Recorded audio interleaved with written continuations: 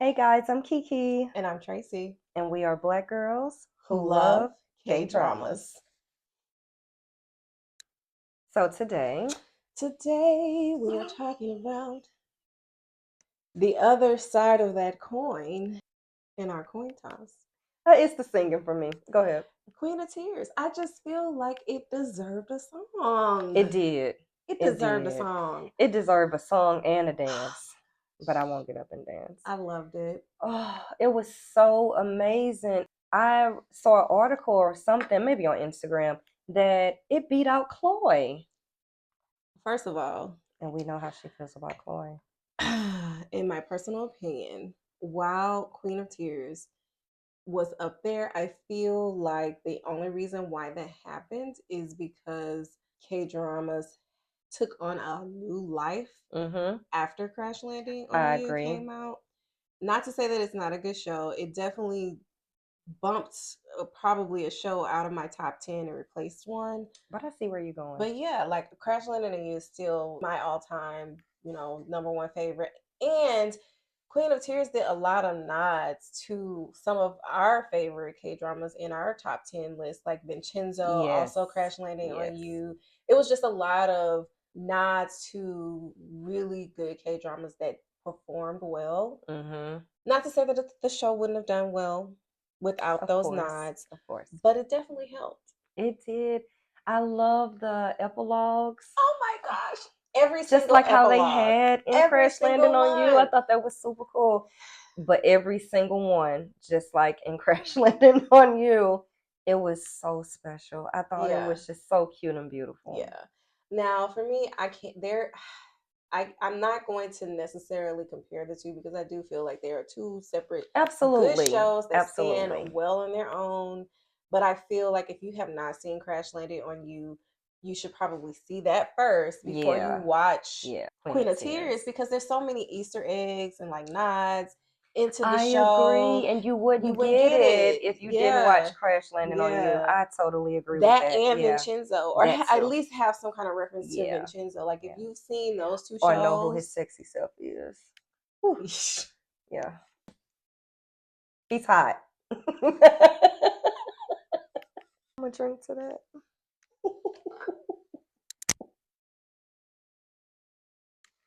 here's what I will say. Mm, When he showed up, I wish he had more episodes. I wish he I had agree. been inserted into a little bit more of the drama, but I did like his cameo. Yeah. But I Yeah. don't want to give too much of that away because all in all, I want to give you some general information. Mm-hmm. Kiki's not going to spoil it for you yet. I'm not going to spoil it for you I'm yet. gonna try. But I feel like social media, if you have been under a Yeah. rock, then it's Because a lot social already media has spoiled. definitely really already spoiled a lot. I feel like I can't get on Instagram at all without seeing something about Queen of Tears. Not that I'm mad about it either, but it's just like, oh man, I'm glad I saw it because if I Yeah. didn't, I probably wouldn't want to watch it just Yeah. with everything being out. Yeah, because I feel like if I watched it in real time, maybe Mm-hmm. when Vincenzo finally showed up, I would have fell out of my chair. Yeah. But I'm really falling up though. I'm not falling down. Oh yeah. The chat said they fuck with the gas.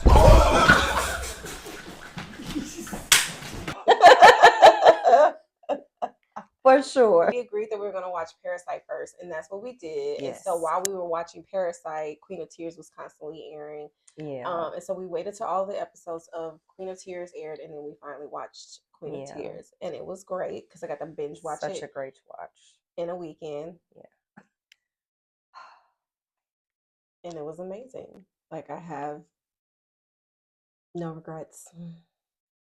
And I definitely wouldn't have any either because you know what? That show kept you on the edge of your seat. Did It was so good. And like, just when you thought, like, okay, I can kind of see where this is going, maybe there was a twist, a plot that would make you think, like, wait, what did she Yeah. just say? Yeah.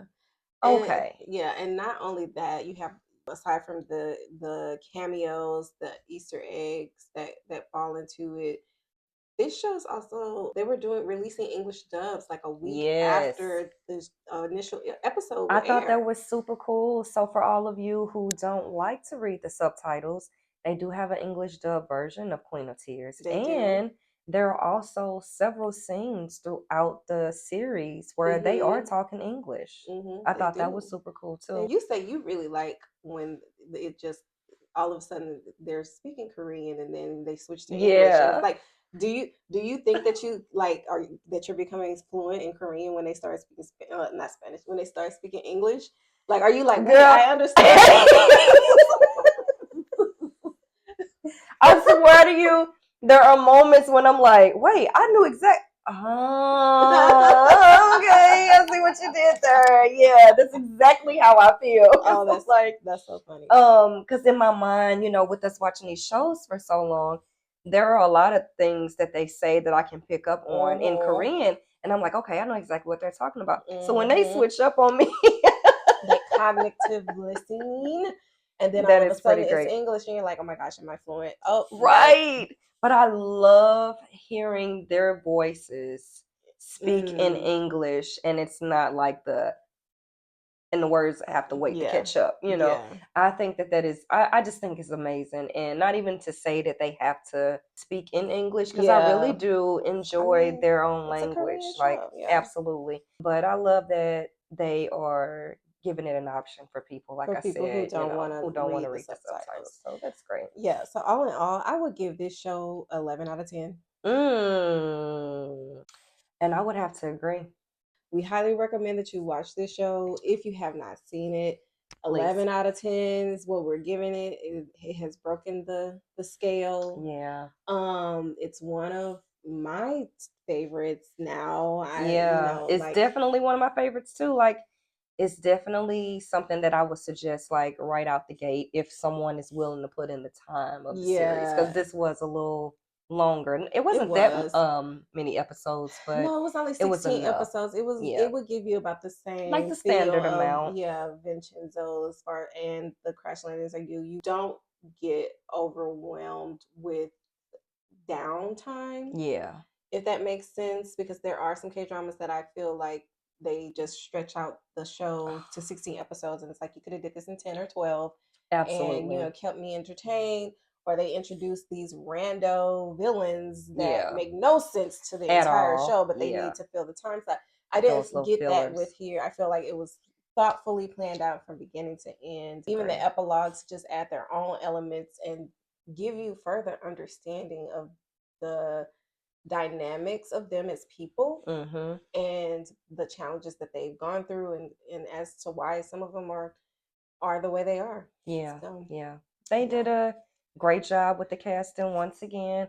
Amazing. Honestly, I don't think I've watched a show where they didn't cast the roles well. I have. But we honestly, I can't think off the top of my head right now. I should say, because if you've seen it, then I've seen it.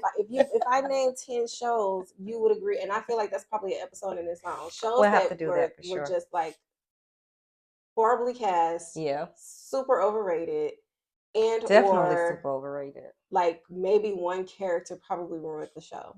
Or parts of the show. I don't know. That's a different episode. But anyway, we're going to get to our spoiler section of Queen of Tears. Yeah. So if you have not seen Queen of Tears, 11 out of 10, we recommend. Please watch it. If you have not seen Crash Landing on You or Vincenzo, those are also great shows to watch prior to Queen of Tears. You heard it here first. Watch those first. Then the show would be 20 times better, I feel like, for you. And that was a really good gem. Yeah. To tell people to watch those first, because there are so many connections to where you really wouldn't get it fully if you don't see those. And let's just get into those connections right now in our spoiler section of 1, 2, 3 spoilers. Take it away, Tracey. Okay, so my first spoiler, the handlers. His handlers were freaking hilarious. And they play characters in Crash Landing on You. One of them, he is trying to find Siri, and she is in North Korea. And so he makes a reference to the fact that he could find anyone or anything, even if they're in North Korea. And I was like, aha, Easter egg. And then there was another part where the mom of, like, her mother was watching a K-drama, and the K-drama has been Crash Landing on You. And because I have watched the show 20 million thousand times, I picked up immediately that this was a scene from Crash Landing on You. I didn't even have to rewind it. I was like, oh, they're watching Crash Landing on You. That's a cute little Easter egg. Like it's so like there if you know, if you know. Yeah. You know. Oh, and yeah, and again we talked about Vincenzo already. Yeah. And that was so great. Yeah, it was amazing to see him. I needed more for sure. I agree. I really thought that he would have been in at least 2 episodes. Yeah, I thought that too. That divorce was a quickie divorce. It was very quick, but he was literally only in that one episode. And I was still upset that he wasn't even in the entire episode. It was just nuggets and pieces here and there. But Right. yeah, I needed more cameo. I found it hilarious when they were doing an interview at the very beginning of the show. I don't know if it was for a magazine or TV or whatever, and like they were talking about how much they love and appreciated each other. I thought that was hilarious. The wedding video when she was like, yes, a video to herself. She's like, well, you shouldn't be watching this video. You should be making money. Yes, you need to be working. What are you doing right now? You shouldn't even have time to view this right now. And like, you really kind of think that she's just this big jerk. Yeah. But she really wasn't. Like, she was really kind. I also think that she was almost conditioned to be that way too, just because of the position that she had, to where she really didn't have time to be sentimental like that. I get She's that. like, hey, I'm on my job. Like, this is what I got to do. You know? Yeah. Yeah.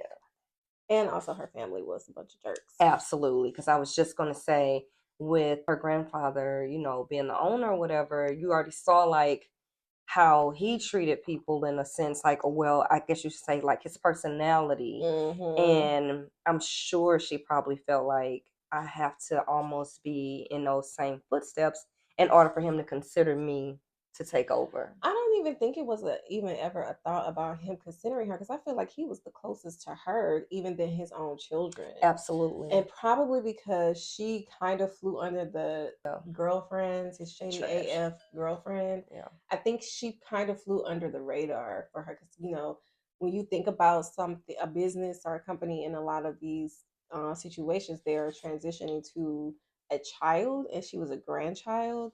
And so while she still had to compete with everybody else, it really wasn't a competition, because she was very much favored by the grandfather. Yeah. Even in their secret ways, they were like, she was favored. You know, the pen, like only the two of them knew about the pen. Right. And his whole downfall, while it was sad to see, was kind of deserved. Yeah. Yeah. Humble pie. Once again. My favorite character though, Auntie. Oh, the auntie. She was so about that life.